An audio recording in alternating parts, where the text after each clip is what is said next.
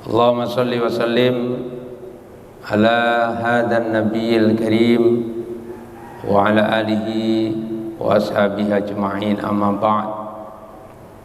Subhanaka la ilma lana illa ma 'allamtana innaka antal alimul hakim. Shadaqallahul azim. Hadirin kaum muslimin, jamaah salat subuh yang dimuliakan oleh Allah Subhanahu wa taala. Kembali kita bersyukur kepada Allah Subhanahu wa taala atas segala karunia-Nya yang Allah Subhanahu wa taala telah berikan kepada kita. Wabil khusus nikmat iman, nikmat Islam, nikmat sehat wal afiat, nikmat panjang umur, dan yang tak kalah pentingnya adalah nikmat bisa hadir pagi hari ini di waktu yang istimewa. Jadi waktu Allah pernah sampaikan bahwa ada waktu yang istimewa, yaitu waktu di sepertiga malam yang terakhir sampai waktu fajar. Itu waktu istimewa ya.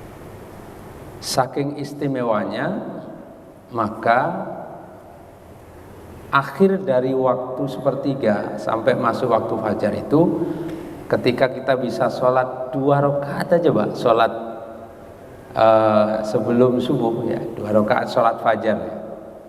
Ketika kita bisa sholat 2 rakaat saja sholat fajar, maka itu lebih baik dunia dan seisinya.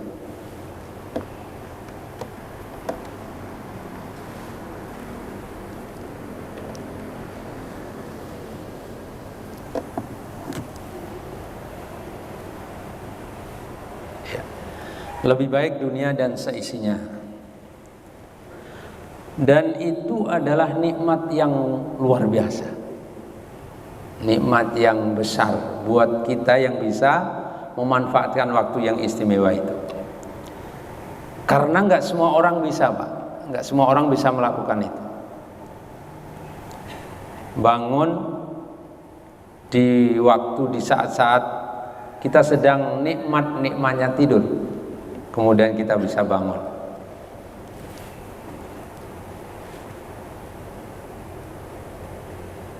Kemudian kita sholat subuh, dan selanjutnya alhamdulillah kita bisa sama-sama untuk thalabul ilm, mengkaji ilmunya Allah Subhanahu wa taala yang ada di dalam Al-Qur'an. Pagi hari ini hadirin kaum muslimin, kita akan membahas 2 ayat dalam surat Al-Baqarah, yaitu ayat 26 dan 27 berdasarkan kitab tafsir Ibnu Katsir. Salawat serta salam senantiasa kita aturkan ke haribahan junjungan kita baginda Nabi besar Muhammad sallallahu alaihi wasallam, juga kepada keluarganya, para sahabatnya, dan insyaallah kepada kita selaku umat yang istiqomah untuk menghidupkan sunnah-sunnahnya, termasuk sholat subuh berjamaah ini adalah kita termasuk di antara umat yang menghidupkan sunnah beliau ya. Mudah-mudahan kelak di yaumil qiyamah kita termasuk di antara umat yang mendapatkan syafaatul uzma, amin ya rabbal alamin. Hadirin kaum muslimin, bapak dan ibu-ibu sekalian yang dimuliakan oleh Allah Subhanahu wa taala, kita akan bahas tafsir surat Al-Baqarah ayat 26 dan 27 berdasarkan kitab tafsir Ibnu Katsir.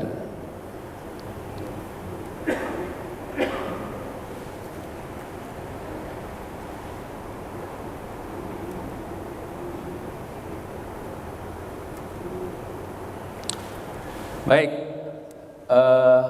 Bapak Ibu sekalian yang pegang Quran boleh lihat di layar juga boleh ya. Kita baca dulu surat Al-Baqarah ayat 26, nanti kita lanjutkan ayat 27-nya. Bisa diikuti ya Pak ya, sama-sama nanti.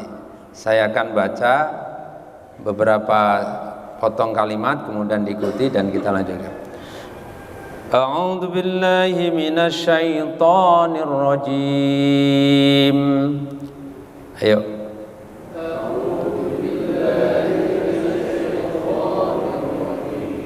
Bismillahirrahmanirrahim.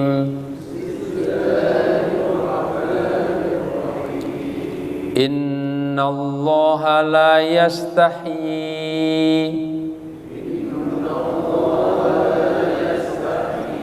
ay yadriba mathalan ma ba'udatan fama fawqaha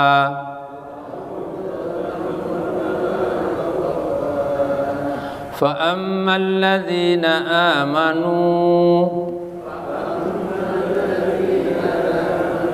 فيعلمون أنه الحق من ربهم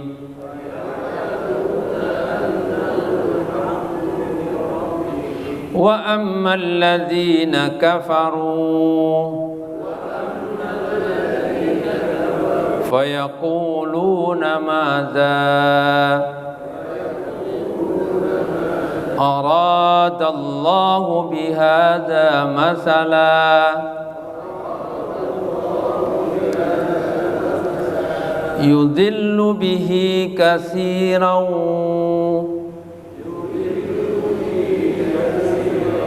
ويهدي به كثيرا وما يضل به إلا الفاسقين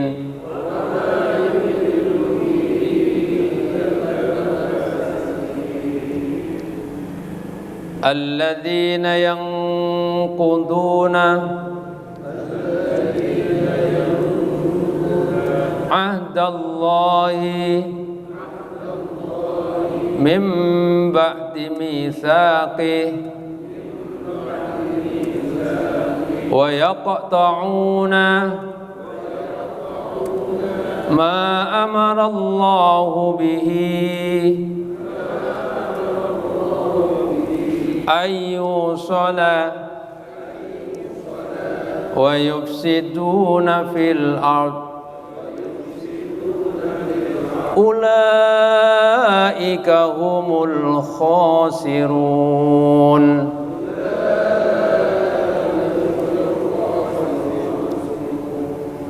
Diulang ya, diulang sama-sama dari surat dari ayat 26 sampai ayat 27. Ayo, a'udzu billahi minasy syaithanir rajim. Bismillahirrahmanirrahim. Sama-sama.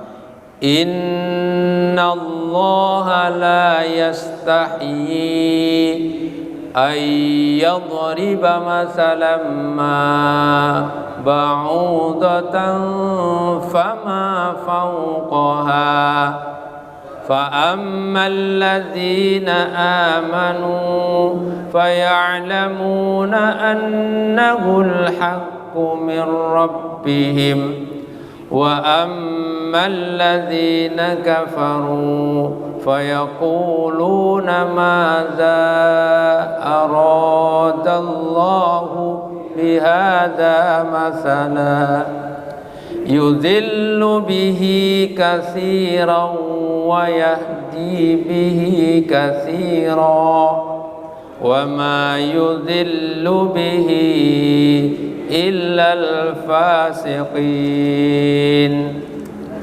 الذين ينقضون عهد الله من بعد ميثاقه ويقطعون ما أمر الله به أن يوصل ويفسدون في الأرض أولئك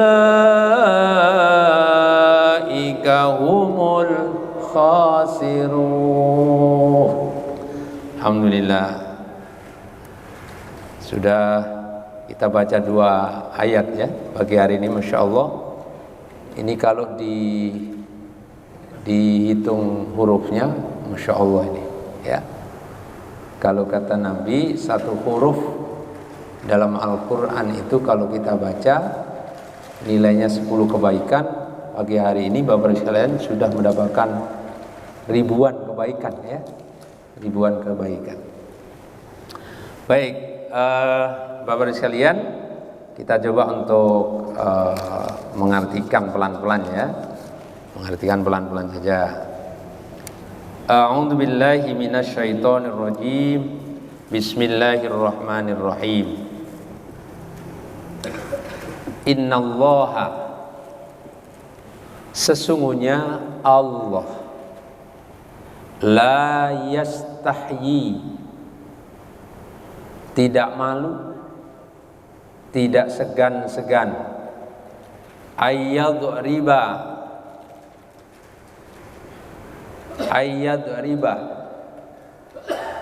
itu maknanya membuat ya. Tapi sebenarnya ini berasal dari kata dzaraba yadribu dzarban, artinya memukul Pak sebenarnya ya.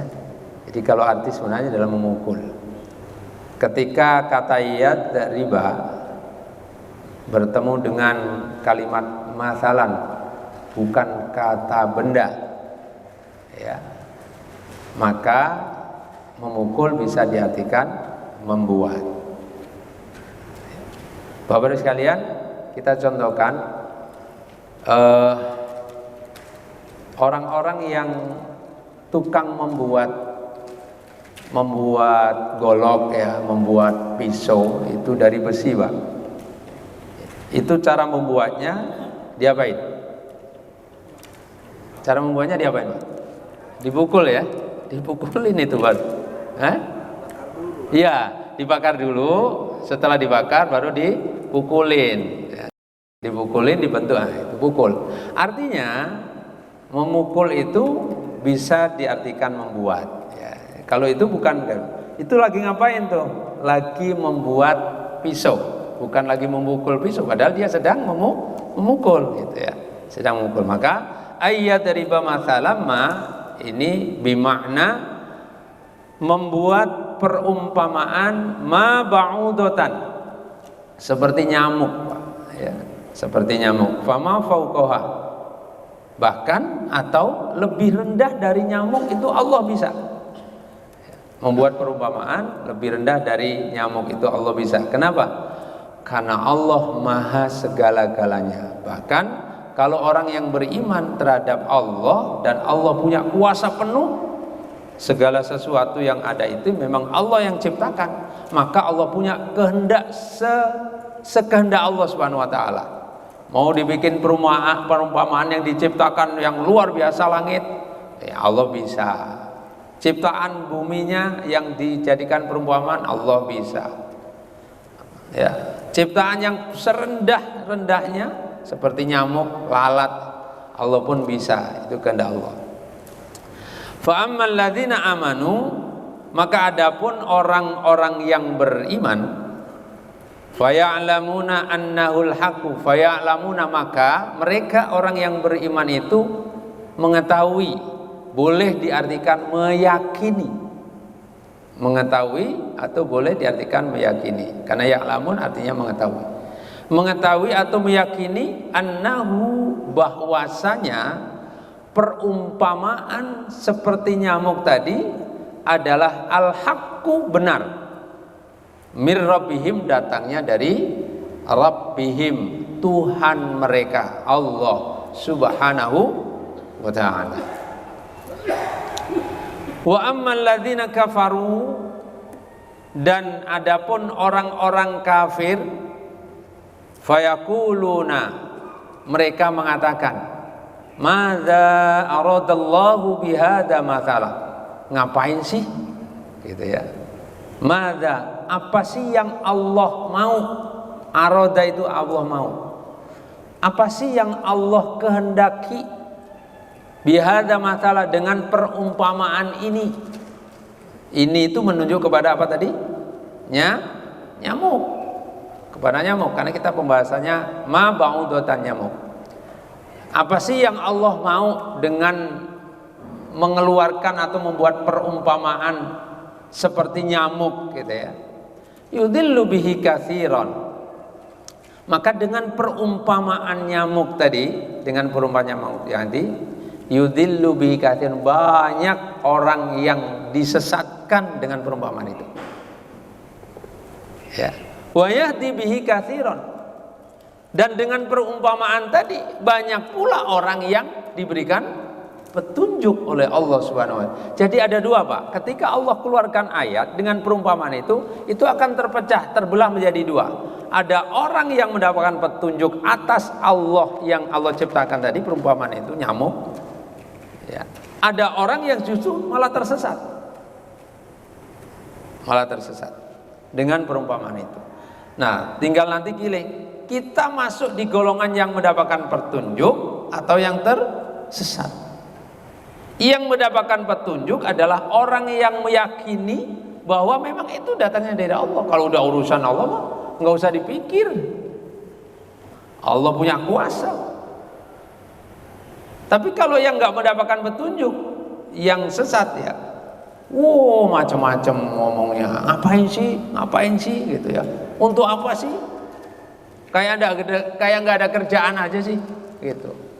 Bikin perumpamaan makhluk yang nggak ada nilai, nggak ada manfaatnya, makhluk lemah, kan gitu, Pak. Itu tersesat.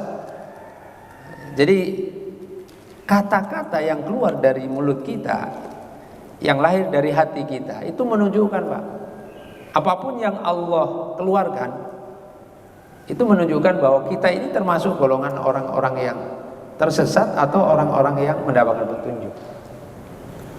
Maka bahasanya orang-orang yang tersesat itu banyak protes, banyak nanya gitu, banyak nanya. Tapi kalau orang yang yakin bahwa itu datang dari Allah, nggak pakai nanya, nggak pakai protes, apa jawabannya biasanya kalau orang beriman? Sami'na wa ata'na. Udah terima aja. Nah, itu kalau bicara iman begitu. Sama seperti dulu di zaman Rasulullah Sallallahu Alaihi Wasallam, ketika Rasul menceritakan tentang kejadian satu malam pada tanggal 27 Rajab, Nabi pagi-pagi cerita, Pak. Cerita, aku semalam habis jalan-jalan ya. Dari Mekah saya ke Aqsa gitu ya. Cerita, Pak, cerita. Dari Mekah saya ke Aqsa.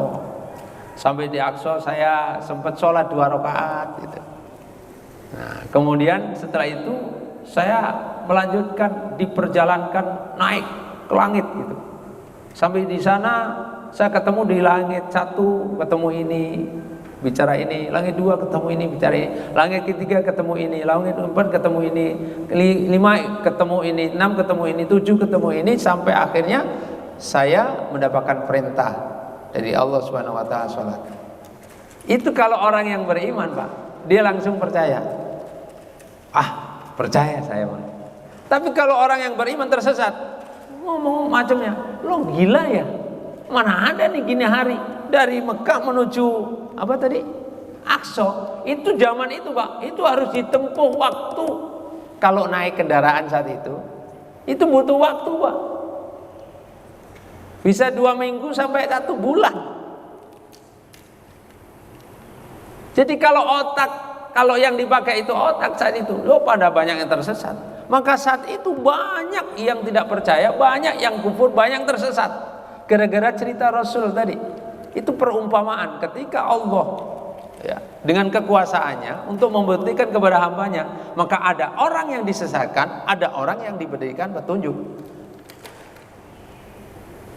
Dan satu di antara sahabat yang langsung kemudian menyatakan, apapun yang dikatakan oleh Muhammad Rasulullah SAW, saya percaya. Nggak pakai nanya-nanya. Saya percaya. Dari mulai cerita kamu juga nggak pakai nanya. Percaya. Siapa dia? Abu Bakar As-Siddiq. Dia langsung percaya, Pak. Yang lainnya, nanya-nanya, masa sih nggak masuk akal, bener apa enggak sih? Kayaknya nih mulai gila nih Muhammad, gitu Pak. Nabi semua. Dan kata-kata seperti itu sampai sekarang masih ada. Itu kalau ada orang menceritakan sesuatu yang kayaknya nggak mungkin, tapi buat Allah serba mungkin, itu lila lo ya. Gitu. Makanya itu pentingnya tingkat keyakinan kita terhadap Allah dan seluruh ciptaan Allah Subhanahu wa taala, itu penting, Pak. Bicara tauhid. Sama seperti ini di surat Al-Baqarah ayat 26, itu kalau orang yang otaknya soak itu Pak, nanya macam-macam. Ya. Kenapa? Malah tersesat, banyak pertanyaan. Lu ngapain? Allah juga bikin nyamuk yang bikin ganggu aja. Coba ini. Ya. Kalau nggak ada nyamuk kan nyaman kita tidur, ada yang gangguin gitu ya. Ngapain juga nih? Makhluk yang nggak berguna diciptakan, dibikin perumpamaan, nggak ada manfaatnya katanya. Tapi orang yang mendapatkan petunjuk, orang beriman, maka dia mengatakan, saya yakin itu semua datang dari Allah. Dan saya yakin bahwa setiap yang Allah ciptakan pasti tidak sia-sia. Pasti nggak sia-sia Pak, itu orang beriman yang dapat petunjuk. Maka orang kafir berkata, fayaquluna madza aradallahu bihadza masalah. Apa sih yang Allah kehendaki dengan perumpamaan ini? Nyamuk itu yang bikin ganggu orang tidur aja. Yudillu bi katsira wa yahdi bi katsira. Maka dengan perumpamaan nyamuk itu banyak orang disesatkan oleh Allah dan banyak pula orang yang diberikan petunjuk. Wa ma yudillu bihi illal fasiqin. Dan tiada yang disesatkan dengan perumpamaan itu illal fasiqin, kecuali orang-orang yang fasik. Ya. Siapakah orang yang fasik itu? Ini yang saya sebut Pak. Kalau kita belajar tafsir, itu ada yang disebut tafsir ayat dengan ayat. Tafsir ayat dengan ayat. Jadi ayat yang satu kadang-kadang akan ditafsirkan oleh Allah sendiri dengan ayat yang lainnya. Itu namanya tafsir ayat dengan ayat. Nanti ada lagi yang namanya tafsir ayat dengan hadis. Jadi hadis itu berfungsi untuk menafsirkan ayat-ayat Al-Quran dari Rasulullah. Maka di zaman Rasulullah tuntas Pak. Di zaman Nabi kenapa nggak ada ahli tafsir? Nggak ada. Kenapa? Penafsir utamanya siapa? Nabi. Jadi kalau ada sahabat ketika ada ayat turun, kok nggak mudeng Pak? Nih otaknya nggak nyampe gitu. Nanyanya kepada Rasul Nabi. Nanyanya kepada Rasul Nabi. Nabi kalau nggak bisa langsung menjelaskan tentang itu ayat, penafsirannya ayat Pak, Nabi merenung. Merenungnya Nabi itu bukan apa-apa, tapi menunggu wahyu turun. Gitu. Menunggu wahyu turun. Nah, begitulah itu yang namanya tafsir ayat dengan ayat. Nah, ini hebatnya Pak, surat Al-Baqarah ayat 26. Itu ditafsirkan ayat berikutnya, yaitu ayat 27 langsung menafsirkan ayat 26. Ya. Jadi ada Al-Quran itu yang kemudian nyambung ayat 1, ayat 2 gitu penafsirannya. Apa yang dimaksud dengan orang-orang fasik tadi? Allah menjelaskan di ayat 27-nya, alladzina yanquduna ahdallahi mim ba'di mitsaqih, yaitu orang-orang yang melanggar ahdallahi, perjanjian dengan Allah Subhanahu wa taala. Orang-orang itu dari mulai sejak zaman Nabi Adam sampai hari ini, sampai kiamat nanti, kalau ada yang melanggar perjanjian dengan Allah, itu tanda-tandanya orang apa tadi? Fasik. Kapan kita adakan perjanjian dengan Allah? Saat Allah Subhanahu wa taala menciptakan kita. Kemudian saat umur 4 bulan ruh ditiup di dalam jasad kita Pak. Saat itu kemudian ruh mengadakan perjanjian dengan Allah. Semua ruh mengadakan perjanjian dengan Allah. Ya.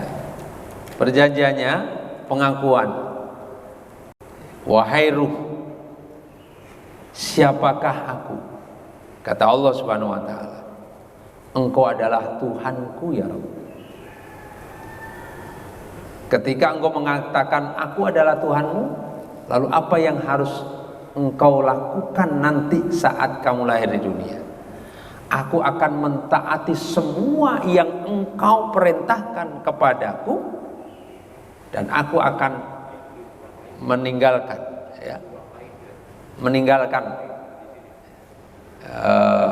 hal-hal yang dilarang kepada. Itu perjanjian Allah dengan ruh. Tapi kenyataannya kemudian setelah itu banyak di antara kita manusia yang melanggar perjanjian itu. Itu makanya. Alladzina yanquduna ahdallahi, yaitu orang fasik adalah orang yang gampang melanggar perjanjian dengan Allah Subhanahu wa taala. Mim ba'di mitsaqihi, dari sesudah perjanjian itu dikuatkan, dikukuhkan, diikat ya. Mitsaqih itu diikat, dikukuhkan. Sudah perjanjian di antara kedua belah pihak itu kuat, mereka melanggar. Itu. Seperti apa sih contoh pelanggaran yang dilakukan mereka? Contoh ini, contoh sebagian kecil. Ini di ayat ini dijelaskan itu. Wa yaqta'una ma amarallahu bi. Ya. Mereka, orang-orang fasik yang melanggar itu, contohnya ada suka memutuskan sesuatu yang Allah perintahkan. Apa yang Allah perintahkan kepada manusia? Allah perintahkan kepada manusia yang paling pokok dan itu wajib hukumnya. Ayyusholah, menyambung silaturahim, wajib. Maka berbicara persatuan dan kesatuan umat, itu adalah secara tidak langsung kita sedang mengamalkan perintah Allah tentang ayyusholah. Dan larangan Allah terhadap ayyusholah itu adalah kita dilarang bercerai-berai, gitu. Bercerai-berai.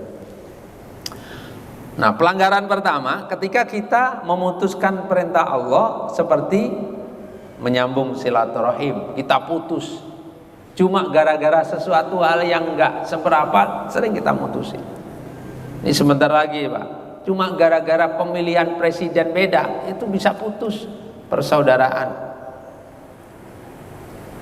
Putus persaudaraan senasab, sedarah itu bisa putus.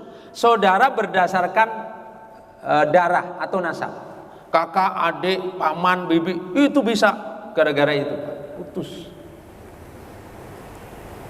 Ada yang putus persaudaraan sesama muslim karena agamanya, karena agama Pak. Padahal al muslimu akhul muslim, orang Islam satu dengan yang lain itu tetap saudara Pak. Persaudaraan diibaratkan Rasulullah kalbunyan asyaddu ba'duhum ba'dhan, seperti bangunan yang antara satu dengan yang lainnya itu saling memperkuat, saling membantu, saling memberi, saling mengisi. Itu sebenarnya muslim, itu yang benar Pak. Dan salah satu, kalau Bapak dan sekalian, orang yang gampang menyatukan dan menyatukan hati terhadap saudaranya itu kalau orang muslimnya sholatnya rajin ke masjid.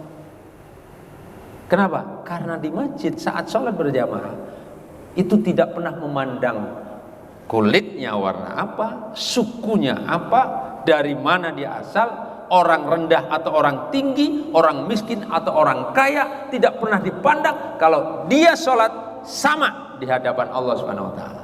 Maka orang-orang yang rajin sholatnya Pak di masjid berjamaah itu lebih gampang hatinya untuk diajak bersatu, diajak silah. Kalau ada masalah sedikit, islah. Ada masalah sedikit, islah. Islah itu menyambung kembali. Wa yaqta'una ma amarallahu bihi ayyusholah. Ya.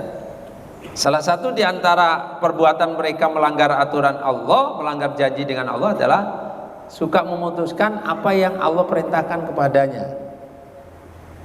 Ayu sholat, ya seperti contoh adalah menyambung silaturahim. Yang kedua, di ayat ini dijelaskan bagian daripada sifat orang fasikun adalah wayufsiduna fil ard. Mereka itu suka bikin onar, bikin kerusakan di muka bumi, bikin masalah, ya.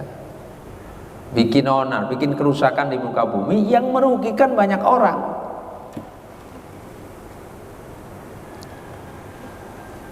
Ulaika humul khasirun. Mereka itulah termasuk di antara golongan orang-orang yang rugi. Ya. Rugi dunianya, rugi akhiratnya. Lebih parah nanti di akhiratnya dia termasuk golongan rugi. Oke, kita sudah baca nih Al-Quran, 2 ayat ini sudah kita baca, kita sudah artikan Pak itu, jadi ya artikan kata demi kata ya, kata demi kata. Nah, itu enak nih kalau belajar mengartikan Al-Quran per kata-kata itu tahu nih, oh itu maknanya itu, ya. Oke, sekarang kita coba untuk membaca tafsir ya. Kalau kita bukan menafsirkan, Pak. Jadi kalau menafsirkan itu berat. Menafsirkan itu harus ahli tafsir. Kita ini membaca tafsir orang yang sudah ahli. Yang kita ambil adalah rujukannya adalah kitab tafsir Ibnu Katsir. Itu kitab yang tafsir yang populer, ya, yang populer, yang banyak jadi rujukan ulama. Ya. Kitab tafsir itu banyak banget Pak, banyak ya. Tafsir. Hadirin kaum muslimin, saudara-saudara sekalian, di surat Al-Baqarah ayat 26 dan 27 kita bahas sedikit. Itu menurut Imam As-Subdi yang berasal dari sahabat Nabi Ibnu Mas'ud dan dari Ibnu Abbas radhiyallahu anhuma. Beliau menerangkan tentang ayat ini ketika Allah Subhanahu wa taala menyebutkan 2 perumpamaan sebelum ayat ini, Pak. Jadi sebelum ayat ini Allah pernah mengeluarkan ayat yang berisi perumpamaan juga. Ya, berisi perumpamaan. Itu nanti bisa ke belakang, ada di ayat 17 dan ada di ayat 19. Itu juga tentang perumpamaan. Jadi kata Ibnu Abbas ya, atau Ibnu Mas'ud, ketika Allah Subhanahu wa taala menyampaikan ayat, menurunkan ayat tentang perumpamaan, 2 ayat perumpamaan sebelumnya, yaitu di surat Al-Baqarah ayat 17 yang berbunyi begini, masaluhum kamasalil ladzi istauqada nara falamma adha'at ma haulahu dhahaballahu binurihim wa tarakahum fi dhulumatin la yubsirun. Itu ayat 17 Pak.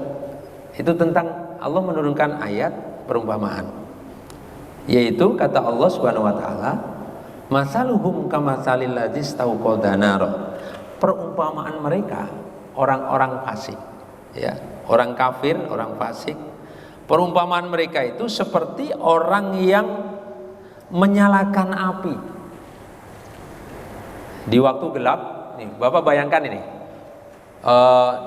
di jam 1 malam, ya, tahu-tahu listrik mati, Pak. Bayangkan ke sana, Pak. Listrik mati,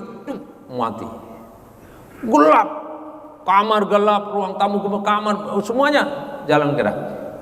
Ya, saat itu kita jalan pun tidak mampu untuk, paling jalan meraba-raba ya. Gitu. Kemudian kita mendapatkan lilin, dapat lilin Pak. Kita nyalakan tuh lilin. Jadi ini ayat ini menceritakan tentang perumpamaan seperti itu. Orang-orang ya fasik itu adalah perumpamaan mereka seperti orang yang sedang menyalakan api di saat gelap gulita. Falamma adha'at ma haulahu. Lalu ketika api yang dinyalakan tadi, lilin lah anggaplah. Ketika lilin yang sudah dinyalakan tadi, adha'at ma haulahu, mampu menerangi sekelilingnya aja. Kelihatan tuh. Apa kelihatan? Mampu menerangi sekelilingnya. Aduh, alhamdulillah nih, terang, gitu ya, terang. Alhamdulillah terang. Falamma adaat ma haulahu dhahaballahu. Nah, di saat kita sudah seneng-senengnya ada terang, dhahaballahu, lalu Allah mematikan tuh api. Bep, mati. Lilinnya tahu-tahu mati, Pak. Pos, ya, mati. Dhahaballahu, Allah menghilangkan binurihim, cahaya yang menerangi mereka. Binurihim wa tarakahum, cahaya menerangi mereka.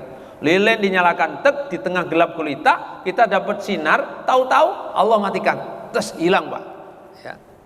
Penerang yang menerangi mereka itu hilang lagi. Wa tarakahum fi dhulumatil la yubsirun, dan Allah setelah itu, Pak, membiarkan mereka dalam kegelapan, fi dhulumatin, dalam kegelapan, la yubsirun, dan mereka tidak bisa melihat apapun.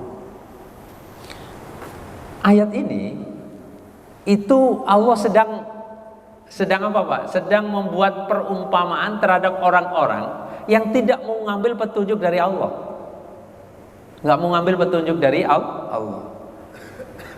Dia berusaha bangkit, dia berusaha untuk dapat sinar, dia berusaha untuk terang. Tapi apa? Allah hilangkan penerang terus. Allah hilangkan penerangan itu. Karena Allah, kalau dia nggak menyandarkan diri kepada Allah, orang fasik, orang munafik, orang kafir, orang kafir itu Pak, dia hanya mengandalkan kemampuan diri, dia mengandalkan kemampuan otak, dia nggak mengandalkan kemampuan Allah. Maka diibaratkan seperti tadi, Pak, di ayat ini, seperti orang yang sedang menyalakan api. Setelah dia mendapatkan sinar sedikit, ya, sinar, udah seneng nih, alhamdulillah, ini sudah mulai terang gitu ya. Lalu Allah hilangkan sinar itu, ya, petunjuk itu Allah hilangkan, sinar itu Allah hilangkan. Setelah itu Allah biarkan mereka dalam kegelapan, dia nggak bisa melihat, nggak mendapatkan petunjuk dari apapun. Ini ayat yang pertama, Pak, perumpamaan ini. Nah, ketika ayat ini dikeluarkan, Pak, mereka kemudian nggak mudeng, ketinggian nih, gitu loh. Ini terlalu tinggi nih perumpamaannya ini, jadi otaknya nggak nyampe. Tinggian nih Allah, gitu. Nah, terus ini ayat berikutnya sih yang 18 itu adalah lanjutan dari ayat 17, summum bukmun umyum fahum la yarji'un. Ya, oke. Nah, perumpamaan yang kedua di surat 19, di ayat 19, Pak. Bisa dilihat ya, ayat 19. Au kasayyibim minas sama'i fihi dhulumatun wa ra'tun wa baraq yaj'aluna asabi'ahum fi adanihim minas sawa'iqi hadaral maut wallahu muhitum bil kafirin. Ini perumpamaan yang kedua, yang ayatnya nggak jauh, nyambung gitu ya. Ayat 17, 18, 19. Au kasayyibim minas sama'i fihi dhulumatu wa ra'tu wa barq. Atau Allah mengeluarkan perumpamaan kasayyibim minas sama'. Allah mengeluarkan suara, ya, kasayyibim minas sama'. Mengeluarkan suara dari langit, ya, gemuruh geluduk gitu, Pak. Mengeluarkan petir, hujan, petir, seperti itu ya. Minas sama'i fihi dhulumatun, yang di dalamnya disertai dengan awan ya. Awan yang gelap gulita. Awan yang gelap gulita. Fihi dhulumatun wa ra'tu wa barakun. Ya.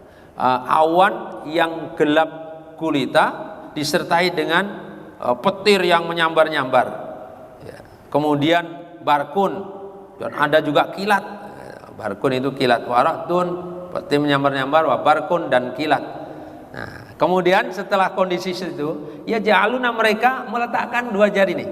Ya ja'aluna asabi'ahum, mereka meletakkan ujung jari telunjuk ini, Pak, ke telinga mereka. Nah, kan sering itu ada, Pak, hujan gede, petir menyambar-nyambar, ada kilat, saking takutnya, ya. Saking asabi'ahum fi adanihim, ya, di telinga mereka, minas sawa'iqi hadaral maut, dikarenakan mereka lantaran takut mati, takut kena petir mati. Wallahu muhitum bil kafirin, dan Allah meliputi segala orang-orang yang kafir. Nah, dua perumpamaan ini, Pak, itu adalah Allah mengeluarkan sebelum ayat ini. Ngapain nih? Ya Allah terlalu tinggi ngasih perumpamaan itu. Kayaknya kita nggak nyambung maksud dan tujuannya apa. Nah, gara-gara itulah kemudian Allah turunkan ini ayat. Ini yang disebut asbabun nuzul. Ya, asbabun nuzul. Jadi sebab-sebab turunnya ayat 26 itu karena Allah pernah mengeluarkan ayat tentang perumpamaan, mereka nggak mudeng, ketinggian itu nggak nyampe, ya, otaknya nggak nyampe. Apa sih maksudnya itu? Apa maksudnya itu? Gitu. Harus ditafsirkan. Nah, barulah kemudian Allah keluarkan ayat yang 26 tadi, ya, ayat yang ke-26, yaitu dikasih yang rendah aja, perumpamaan yang rendah. Ya sudah kalau gitu. Akhirnya Allah keluarkan innallaha la yastahi ayyadrima. Sebenarnya Allah nggak malu, nggak segan sih bikin perumpamaan yang rendah lebih yang tadi. Serendah-rendah nyamuk begitu, Pak. Ya, serendah-rendah nyamuk itu. Nggak malu.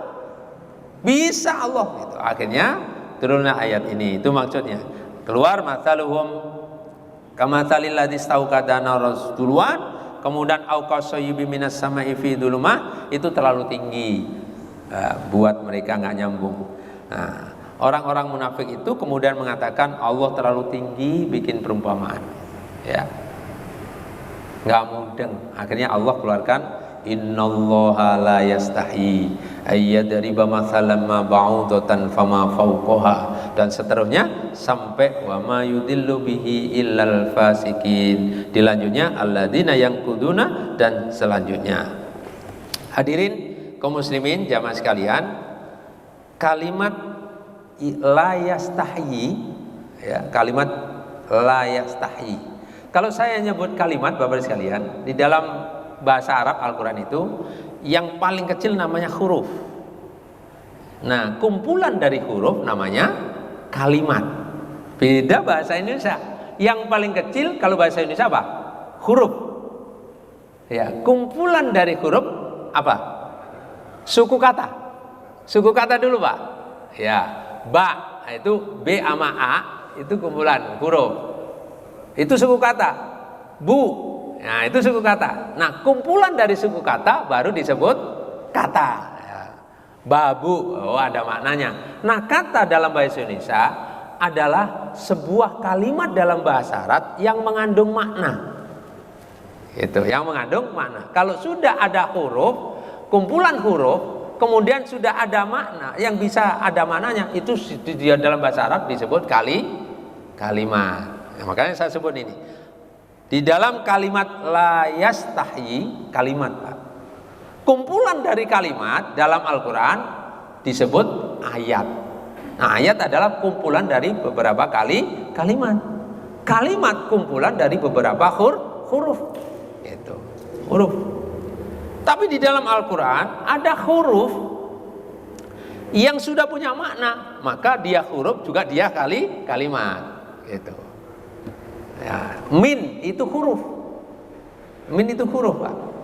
Nah, tapi dia punya makna dari gitu. Maka dia huruf juga, tapi dia juga bisa disebut kalimat karena dia huruf juga sudah punya makna. Ya, itu kalau nanti ke bahasa Arab detail begitu ya kita. Nah, la yastahi. Kalimat la yastahi yang berarti tidak malu atau enggak segan-segan, kata Imam Qatadah, sebenarnya Allah Subhanahu wa taala tidak malu terhadap kebenaran, terhadap sesuatu yang benar. Karena Allah membuat perumpamaan itu memang benar, Pak. Enggak main-main, enggak hoax, enggak bohong. Itu. Beda kalau manusia itu ketika membuat pernyataan perumpamaan itu sering hoax tuh. Dari tahun sekian itu masih dipakai aja itu buat kampanye, padahal itu hoax gitu. Perumpamaan. Nah, la yastahi, kata Imam Qatadah, kalimat la yastahi yang berarti tidak malu, enggak segan-segan. Kata Imam Qatadah, Allah sebenarnya tidak malu terhadap kebenaran, ya, yang diciptakan untuk menyebutkan sesuatu baik yang kecil maupun yang besar. Enggak malu, Pak. Kenapa enggak malu? Lu dia sendiri yang menciptakan, kok ngapain malu? Nyamuk diciptakan, lalat diciptakan, laba-laba diciptakan, langit ciptakan, gitu ya, bumi ciptakan, planet semua di antara langit dan bumi Allah ciptakan tinggi itu. Allah enggak malu menyebut-nyebut itu semuanya Allah yang menciptakan, gitu ya. Mau yang kecil maupun yang besar, seperti pernah juga Allah sebut dalam ayat yang lain tentang lalat. Ya, Allah ciptakan lalat. Ya, yang ya kalau kita bayangkan lalat itu kan rendah banget itu ya, hina banget, tempatnya hina, yang dimakan hina. Laba-laba yang lemah, ya, saking lemahnya laba-laba, maka rumahnya pun lemah. Bikin rumah sebentar lagi, habis itu gampang banget dihancurin sama sapu sama itu ya, laba-laba lemah. Itu pun Allah nggak malu. Itu kata Imam Qatadah tentang la yastahi. Kemudian ba'udotan itu nyamuk artinya ya, nyamuk. Bapak Ibu sekalian, kata Abu Ja'far Ar-Razi bahwa kalimat itu adalah kalimat perumpamaan dunia. Nah, kalau kita belajar tentang nyamuk itu perumpamaan dunia. Kenapa sih Allah kok membuat perumpamaan nyamuk? Ya, karena mereka diibaratkan itu hinanya seperti dunia itu hinanya seperti nyamuk, rendahnya seperti nyamuk. Nah, apa sifat nyamuk? Sifat nyamuk itu kata Imam Abu Ja'far Ar-Razi, nyamuk itu Pak, hidupnya tanpa rasa lapar. Nyamuk itu nggak punya rasa lapar. Nyamuk Pak nggak punya rasa lapar. Nah, karena nggak punya rasa lapar, dia cuma insting aja ketika ketemu nempel aja. Itu memang otomatis jarumnya itu nyerut, terus nyerut. Habis nyerut di sini kan itu kecil Pak. Harusnya kan kalau orang punya rasa lapar ada kenyang kan. Itu kalau terbang lagi nempel kepada bapak yang lainnya, tetap nyerut lagi, gigit lagi. Pindah ke tempat yang ketiga, gigit lagi. Keempat, gigit lagi. Gitu sifat nyamuk. Karena sifat nyamuk itu nggak punya rasa lapar. Tapi ketika dia sudah kekenyangan, itu nyamuk mati Pak. Jadi sebenarnya Bapak sekalian rahasianya, kalau Bapak pengen tahu, nggak usah repot-repot matiin nyamuk kecilnya. Biarin aja tuh, biarin aja. Asalnya, cobain aja. Sampai kenyang betul, itu tahu-tahu jatuh plek itu Pak. Lemes dia, mati. Cabut nyamuknya sama Allah Subhanahu wa taala. Itu nyamuk Pak. Ya. Itu nyamuk. Cuman karena kita kan nggak sabaran, gitu, nggak sabaran. Kalau dikit-dikit aja, waduh, langsung ceplas, cari benda yang lain, ya, cari sapu, cari ini, semprot baygon kan gitu kan. Nah, kalau kita tahu sifat nyamuk, hidup itu indah bersamaan dengan nyamuk. Itu masalahnya bukan gitu saat nyamuknya bukan satu, temennya banyak. jadi kan gatel lu nggak kuat, ya itu yang nggak kuat gatelnya itu. Tapi nggak usah dimatiin sebenarnya, biarin aja Pak. Nyamuk itu kalau sampai kenyang betul, itu nyerut darah itu, mati dia Pak. Itulah sifat dunia sebenarnya. Kata Imam Qatadah, dunia diibaratkan nyamuk. Maka barang siapa mereka itu, kalau dia sudah kekenyangan terhadap dunia, kenyang terhadap dunia, mati, cabut sama Allah. Nabi pernah menyampaikan, setiap orang itu punya jatah rezekinya masing-masing Pak. Tapi kalau rezekinya sudah dihabisin sampai kenyang, habis Pak kita, mati kita, Allah cabut nyawa kita. Gitu, Allah cabut nyawa kita. Nah itu dunia. Nah dunia itu sehina-hinanya sepertinya nyamuk. Dia lemah, nggak punya kemampuan, nggak bisa mengangkat derajat kita. Tapi banyak orang yang fokus ketika dia naik derajatnya, ketika kita pengen naik status sosialnya, yang dikejar apa? Dunia. Barusan tadi Pak, saya dari Cipondoh, Taman Royal, jalan sini. Di depan saya ada truk tulisannya pejuang rupiah yang tidak pernah kenal lelah. Wah, dia cuma ngejar rupiah Pak. Dia, ya iya bener. Oh bener, jam gini hari dia masih muter aja Pak, cari rupiah gitu. Kalau nggak salah itu ngirim barang gitu, ngirim barang itu. Dia tulis ini, pejuang rupiah yang tidak pernah mengenal lelah gitu ya. Nah, itu dunia aja, itu otaknya dunia. Nah, Bapak sekalian, kita ambil hikmah dari ayat ini. Kenapa Allah memperumakan kok nyamuk? Jadi kata Imam Qatadah, nyamuk itu ibarat dunia, lemah, ya. Maka barang siapa yang ketika dengan dunia itu dikejar sampai kekenyangan dari dunia, mati Pak. Allah cabut nyawa kita. Dan saat Allah cabut nyawa kita nanti, kita dalam keadaan kita hubbud dunia. Sayang banget ya. Sayang banget itu ya. Nah, itu Imam Abu Ja'far Ar-Razi menyampaikan seperti itu. Kemudian fauqoha ya lebih rendah dari nyamuk Pak ya, yang lebih rendah dari nyamuk. Bapak sekalian, Allah mampu menciptakan, bahkan ciptaannya dibuat perumpamaan lebih rendah dari nyamuk, ada banyak gitu ya. Bapak tahu, ibu pasti yang kenal, ada binatang yang kita sendiri nggak suka, lemah banget ya, lemah banget, tapi itu Allah ciptakan, yang adanya di kepala, dan itu selalu beranak pinak ya Bu ya. Apa namanya? Kutu. Kutu itu Pak, itu Allah ciptakan itu. Allah juga ciptakan. Ya. Kutu. Allah nggak malu menciptakan itu semua. Itu kalau orang kafir, orang fasik Pak. Itu banyak. Ngapain sih Allah ciptakin? Ini kayaknya nggak ada manfaatnya nih. Paling gangguin aja itu. Di kepala gangguin ibu-ibu, gangguin bapak-bapak, itu kutu. Masya Allah. Kenapa Allah ciptakan? Gitu. Tapi ingat, ada ayat yang lain menyatakan bahwa ya, sekecil apapun yang Allah ciptakan itu tidak sia-sia. Pasti ada hikmah. Gara-gara nyamuk Pak, gara-gara nyamuk itu ada orang yang kaya raya gara-gara nyamuk. Siapa? Pemilik pabrik baygon. Itu kan gara-gara nyamuk itu jadi kaya. Banyak orang yang mendapatkan rezeki dari nyamuk.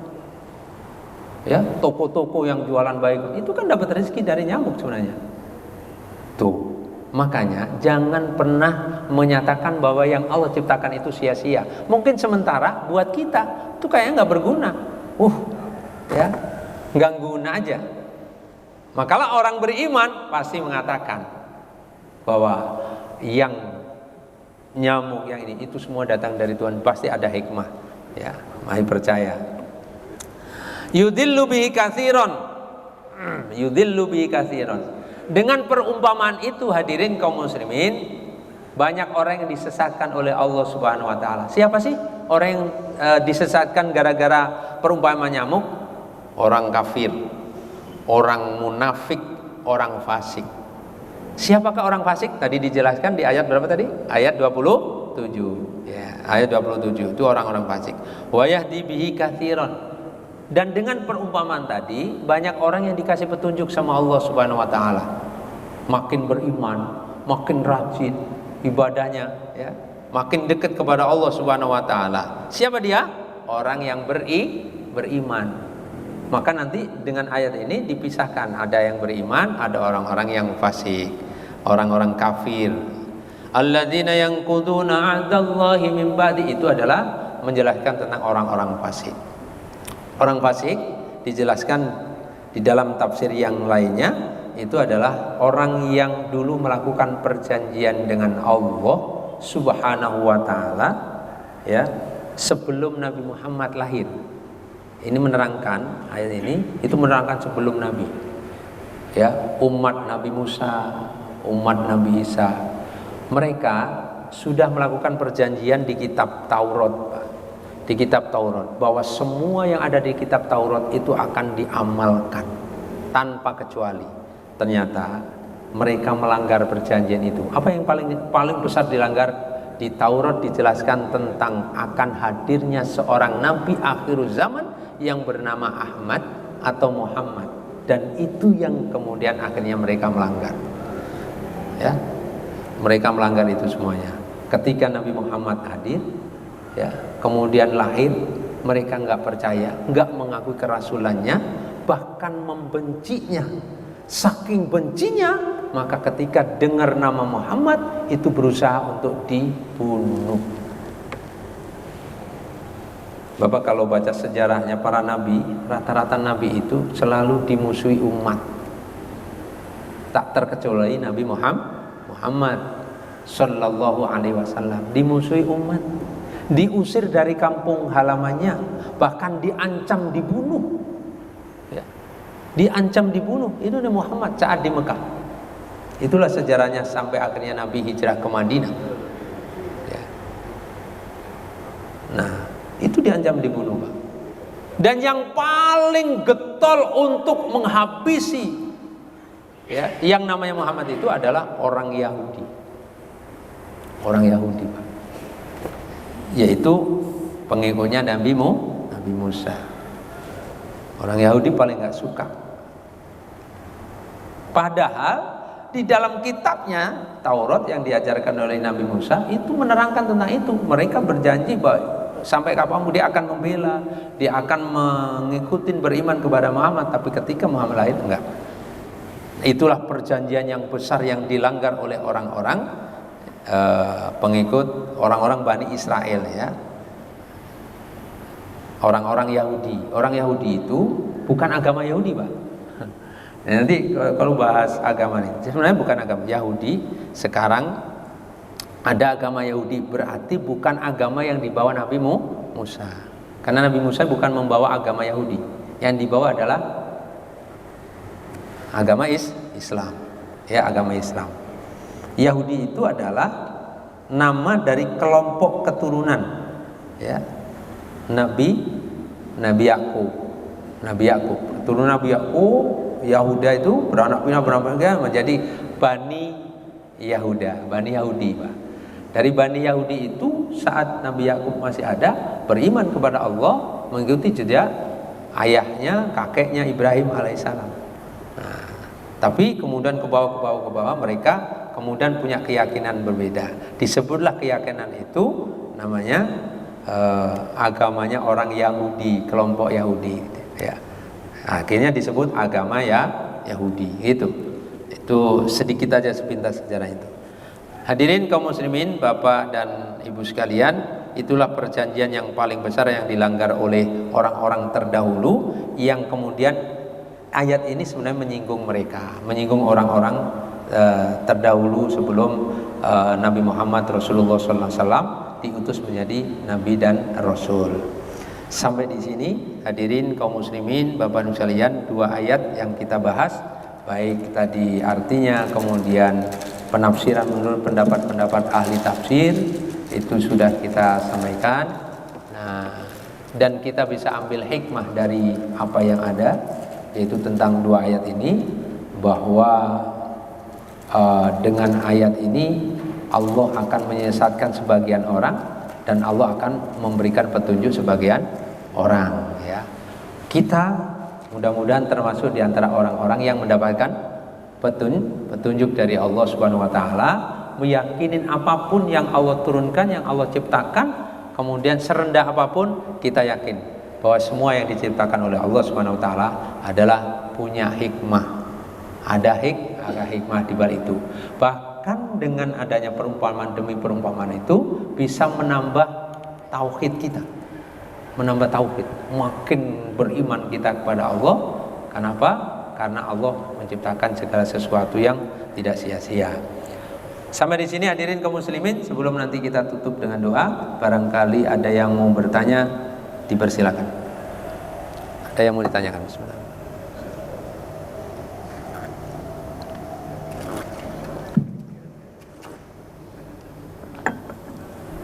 Iya, Gigi. Assalamualaikum warahmatullahi wabarakatuh. Assalamualaikum. Terima kasih. Tadi disampaikan bahwa itu sebagai wahyu Allah, sehingga kita sebagai orang Muslim harus sama atau kalau orang Muslim dia sering melakukan yang tidak tahu tentang Islam, sehingga dia dalam penelitiannya sesuatu yang ternyata setelah dipelajari tidak ada di Al-Quran abad yang lalu yang akan masuk ke Islam. Ya, didekatin Pak. Tapi bagaimana dengan Islam sendiri yang mencoba melakukan penelitian untuk sekolah ingin mengetahui kebenaran dari apa yang disebutkan Al-Quran. Apakah mereka itu termasuk orang yang kami atau asik? Mungkin itu. Ya, oke. Baik, Bapak sekalian, ini pertanyaan menarik ya, menarik. Kalau orang-orang di luar orang Islam itu bisa jadi orang kafir ya. Kan nanti ada pengelompokan Pak. Kalau di surat Al-Baqarah yang awal itu Allah membuat pemetakan kelompok manusia itu ada 3. Pertama ada orang beriman, kemudian ada orang kafir, kemudian ada orang munafik. Itu Al-Baqarah awal. Orang-orang kafir itu orang yang ya sudah dia nggak ateis ya, nggak percaya sama Tuhan gitu. Maka apapun yang ada, kalau ada hubungan dengan Tuhan, ya dia sudah nggak percaya. Kecuali akalnya yang masuk, dia mempertuhankan akal. Tapi bisa jadi Allah akan memberikan hidayah kepada orang-orang yang mempertuhankan akal tadi, kemudian dengan kebenaran. Contoh dia, saya belum ke orang Islam ya, orang di luar Islam itu kemudian melakukan penelitian. Nah, penelitian demi penelitian, ternyata penelitian itu kemudian menghasilkan sesuatu kata kalimat yang hikmah, yang bijak segala macamnya. Nah, lalu tapi karena dia nggak kenal Quran, nah karena dapat hidayah, suatu ketika dia punya sahabat, punya teman yang kemudian menerangkan, itu mah sudah ada di Quran, sudah ada penjelasan di dalam Quran. Quran itu apa? Quran itu kitab sucinya umat Islam. Nah, Allah turunkan hidayah, akhirnya dia masuk Islam ada berdasarkan penelitian. Yang kedua, ada orang Islam. Nah, Islam ini ada Islam yang mukmin, ada Islam yang munafik. Jadi munafik itu sebenarnya bukan kafir. Munafik itu muslim, orang Islam, Pak. Di zaman Nabi itu banyak orang-orang yang masuk Islam tapi dia munafik, pura-pura masuk Islamnya. Ya, dia Islam. Nah, bisa jadi dia juga berada di masjid di lingkungan kita, tapi dia munafik, Pak. Dia sebenarnya bukan Islam, dia nggak suka terhadap agama itu. Nah, orang-orang munafik itu masuk itu hanya apa ya? Hanya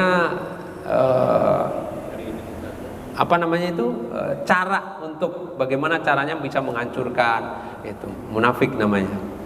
Makanya orang munafik itu ancamannya lebih berat dibanding orang kafir malahan. Kan ada ayat yang menyatakan innal munafikina fid darkil asfali minan nar. Sesungguhnya orang munafik itu justru nanti di neraka tempatnya di bawah orang kafir. Orang kafir udah pasti di neraka, tapi orang munafik itu tempatnya di bawahnya orang kafir, di keraknya neraka. Ya, darkil asfali minan nar. Fid darkil asfali itu minan nar. Dakinya neraka, keraknya neraka. Nah, kemudian ada lagi yang disebut orang Islam, dia iman, dia munafik. Yang ketiga fasik tadi, fasik. Bisa jadi ada orang-orang fasik, orang fasik itu masih ragu, Pak, terhadap ayat itu masih ragu. Ya, orang fasik. Kalau orang munafik itu sebenarnya bukan ragu, nggak percaya, cuma dia pura-pura jadi orang Islam, orang baik, pura-pura aja, tapi benci aslinya. Nah, ada orang Islam yang belum kemampuan terhadap tauhidnya rendah, kemudian terhadap pola pikir segala macamnya rendah, itu bisa jadi ragu-ragu, menjadi ragu-ragu. Nah, akibat dari keraguan-raguan itulah dia butuh pembuktian. Nah, butuh pembuktian tadi. Nah, kalau dia punya otak yang jernih dan cerdas, maka dia akan membuktikan semua yang ada disampaikan Allah yang menurut dia itu ragu dan nggak masuk akal, itu dicari supaya dia masuk akal, sampai akhirnya dia yakin, kemudian berarti benar nih gitu. Atau dia punya otaknya yang kurang jernih. Bukan dia yang mengadakan penelitian, tapi hasil penelitian orang baru dia percaya. Gitu. Dia percaya bahwa oh itu benar, berarti sudah ada sih yang menyatakan penelitian. Nah, tidak sedikit hadirin kaum muslimin, banyak orang yang dapat hidayah, orang Islam yang dapat hidayah akibat dari hasil pendapat penelitian orang lain, orang ahli. Dia percaya, ya, dokter dari Jepang menyatakan begini-begini. Oh, ternyata di Quran ada, disambungan di Quran ayatnya ini, ayat ini, ayat ini gitu. Nah, itu akhirnya dia percaya, kemudian dia semakin memperkuat keimanannya kepada Allah Subhanahu wa taala. Nah, jadi Islam, orang yang beragama Islam itu terpecah golongannya menjadi mukmin, ya. Dia langsung sami'na wa ata'na tadi, ya. Apapun yang Allah sampaikan sami'na wa ata'na. Ada juga orang yang sebenarnya pura-pura Islam, namanya munafik. Ada orang yang kemudian ragu terhadap apa yang ada di dalam Islam, fasik. Maka orang yang Islam ragu terhadap keislamannya, dia lebih banyak maksiat yang dilakukannya daripada melakukan ibadah. Ya, dosanya dia lebih dominan di dosa. Itu fasikun. Nah, kita kalau belum mukmin sejati, kita itu masih golong fasik. Masih sering ragu gitu ya. Nah, orang yang nggak ragu itu Pak, total. Ya. Di dalam penjelasan hadis Rasulullah SAW itu dijelaskan Pak, itu dahsyatnya waktu subuh itu buat kehidupan kita luar biasa. Nah, orang Islam yang yakin betul terhadap apa yang disampaikan Nabi tadi, yakin samina wa ta'ala, itu nggak ragu Pak. Maka dia pasti kerjakan. Kenapa? Karena nilainya luar biasa. Nilainya luar biasa. Tapi kan nggak semua orang Islam kemudian bisa hadir memanfaatkan waktu menjelang subuh. Nggak semua. Kenapa? Karena mereka itu nggak yakin terhadap apa kebenaran-kebenaran tadi itu, nggak yakin Pak. Nggak yakin, masih ragu. Sehingga keraguan itulah yang membuat dia lemah untuk melakukan aktivitas amalan. Nggak semangat. Kaki ini meskipun rumahnya mepet masjid Pak, itu seperti masjid itu ada di Amerika, jauh banget. Kenapa? Karena hatinya, saya bukan kakinya Pak. Kita bisa buktikan hadirin kaum muslimin, pelaksanaan haji tahun ini itu beratnya minta ampun. Bukan hanya tahun ini, dari dulu haji itu berat Pak. Ibadah yang berat. Umroh berat, tapi lebih berat melaksanakan haji. Ya, iya bayangkan Pak, kita ngapain sih yuk, capek-capek ke sana, membayar mahal-mahal kan ya, bayar mahal. Ada yang bayar 400 juta untuk bisa berangkat langsung tahun ini, ya, 350 juta bisa berangkat tahun ini. Bahkan kemarin saya sempat bantu teman-teman dari Padang itu yang kemudian visanya nggak keluar, minta tolong, itu bantu bisa nggak ini suaminya keluar visa berangkat, istrinya enggak. Minta tolong Ustaz, kalau bisa ini perjuangkan istri ini. Bantu enggak? Berapapun biayanya, sampai seperti itu. Berapapun biayanya dia siap nanggung. Berani mengeluarkan biaya mahal, berani Pak. Kenapa? Karena dia punya keyakinan bahwa orang yang melaksanakan haji itu hartanya dikembalikan lagi oleh Allah. Maka berapapun yang dikeluarkan pasti Allah akan ganti, gitu Pak. Ada di surat Saba ayat 39. Apa kata Allah? Ma anfaqtum min syai'in fahuwa yukhlifu. Apa yang kamu keluarkan untukku pasti akan aku ganti, Pak. Maka kalau ibu, Bapak sekalian, kalau Allah perintahkan haji dengan harta, jangan mikir udah mahal. Enggak usah dipikir. Kenapa? Allah ganti. Kalau Allah ganti itu enggak usah dipikir. Mahal ya haji sekarang ini ya. Bisa ditanyakan Pak, keimanan kita bisa nggak kuat kalau masih mikir. Kenapa? Diganti kok. Dan itu yakin dengan ayat itu, ma'anfaqtu min syai'in fahuwa yukhlifu. Allah akan ganti. Dan Allah kalau ganti minimal 10 kali lipat. Al-An'am 260. Ya. Itu Allah ganti 10. Loh kok masih nggak mau? Kok berat itu? Yang kedua, ketika kita sudah bayar mahal Pak ini, bayar mahal sampai di sana, emang dapat kenikmatan yang enak? Enggak, kita suruh capek, iya Pak. Haji capek kan Pak? Wow, bersama dengan jutaan manusia Pak, tawaf bareng berdesak-desakan, itu kalau memang kita nggak bisa limbung jatuh, keinjek-injek, itu resiko orang hajian Pak. Belum lagi nanti wukuf, pada saat wukuf di Arafah. Loh, Bapak tahu nggak, bayangkan wukuf itu ngapain? Wukuf di Arafah Pak. Wukuf di Arafah itu ngapain? Itu cuman duduk berdiam diri di tengah-tengah padang, bukan padang mahsyar, padang Arafah, dalam keadaan terik matahari yang panas luar biasa dengan suhu yang luar biasa panas. Ini jamaah kita, itu suhunya itu 49 derajat. Ini kalau Bapak nih disuruh sholat di lapangan dengan suhu 35 aja, kayak udah gak betah itu, udah kabur aja Pak. Ini jamaah justru malah pada saat wukuf, waktu wukuf adalah saat tergelincirnya matahari sampai terbenamnya matahari. Itu waktu wukuf Pak. Kan itu lagi natap-natapnya matahari panas. Kenapa dia melakukan itu semuanya? Karena dia terpaut hatinya yakin kepada janji-janji Allah Subhanahu wa ta'ala. Kalau nggak yakin Pak, nggak mau melakukan itu. Sudah bayar mahal, disuruh panas-panasan, capek luar biasa, lelah. Nggak sempat mandi dari tanggal 8 Dzulhijjah itu berniat ihram. Sampai tanggal 9 itu ada orang yang berangkat dari malam tanggal 8, pagi di Arafah itu menunggu waktu wukuf. Lama Pak itu, dan nggak beranjak dari tempat itu, karena kalau keluar dari tempat Arafah dia tidak dapatkan haji, karena kata Nabi al-hajju Arafah, haji itu kunci adanya di Arafah. Kenapa mau? Karena dia yakin terhadap janji-janji Allah. Sami'na wa ata'na, dia bayar mahal, dia mau bersusah-susah, panas-panasan, campuran sama orang, kadang kurang makan ya. Kemarin itu ada berita di Muzdalifah sampai terlantar ya, nggak dapat makan. Itu memang resiko. Kalau dia hatinya terpaut sama Allah, itu dapat pertolongan, nggak usah protes sebenarnya. Bisa jadi itu diuji sama Allah. Kita sedang diuji. Kenapa? Kan lucu Pak, lagi di Muzdalifah itu malam setelah wukuf, itu mabit.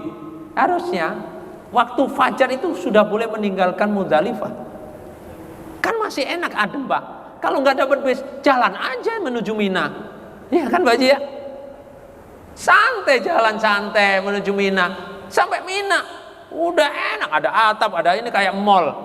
Tuh, ngapain bertahan di Muzdalifah sampai waktu siang? Kata gara-garanya nggak dapat bus. Lah, emang susah Pak.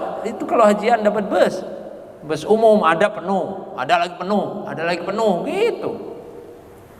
Nah, kenapa? Diuji di Muzdalifah.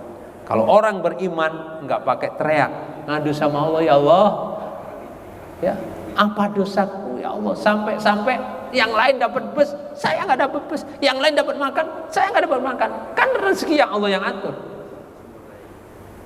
Sementara ada orang yang cerita Pak, nggak pernah kesulitan makan, nggak pernah kesulitan jalan.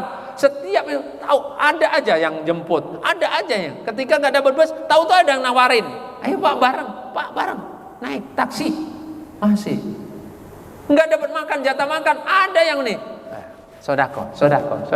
Karena mau musim haji itu orang Saudi banyak yang berbagi, ya Pak, iya, banyak yang berbagi. Kenapa dia kesulitan?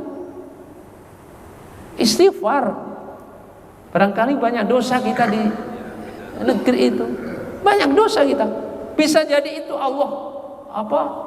Itu kan di sana miniatur akhirat Pak. Semua akan dibuktikan di sana, dibalas di sana. Barangkali kita selama ini pelit sama orang fakir, orang miskin. Kita kelebihan makan, ada sebelah kiri kanan kita kelaparan, kita biarkan. Maka diuji sama Allah saat itu, kita dikasih lapar. Cuman sehari doang kita nggak bertahan dengan itu. Itu teriaknya sudah kayak 1 tahun nggak makan. Sementara tetangga sebelah itu belum tentu hari ini dapat makan, apalagi besok. Pernah nggak kita berpikir kita jadi orang kaya yang dikasih kelebihan itu? Maka Rasul pernah mengancam orang-orang seperti itu. La yu'minu, la yu'minu, la yu'minu. Tidak beriman dia, tidak beriman mereka. Sama 3 kali. Ketika dia kekenyangan, sementara ada tetangganya mati kelaparan, 3 kali nggak disebut dia beriman.